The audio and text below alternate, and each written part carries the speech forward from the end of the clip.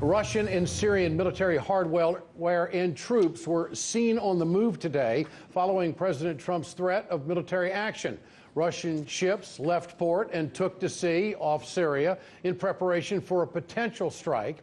The Russian Navy was also reported to have staged firing drills today. President Putin has promised to shoot down American missiles over Syria, begging the question tonight what an American cruise missile or airstrike would look like if the Russians could deter it. Ashlee Banks with that detail tonight.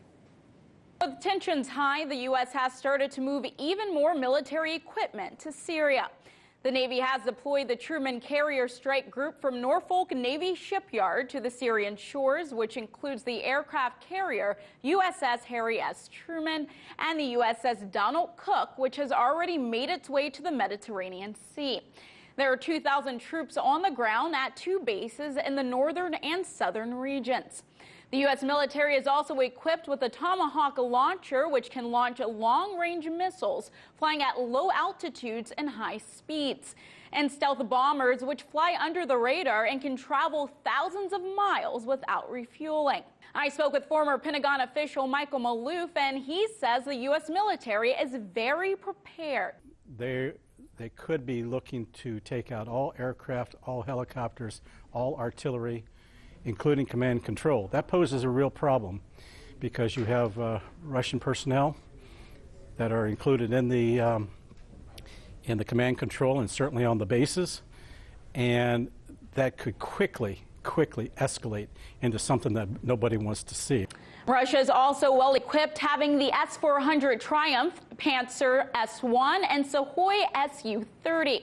Maloof says Russia has the ability to jam and shoot down U.S. missiles and platforms. They can certainly knock out ships. They have the capability of doing that. They have shown a capability of firing cruise missiles themselves, not necessarily from Syria per se, but also from Russian territory, in fact.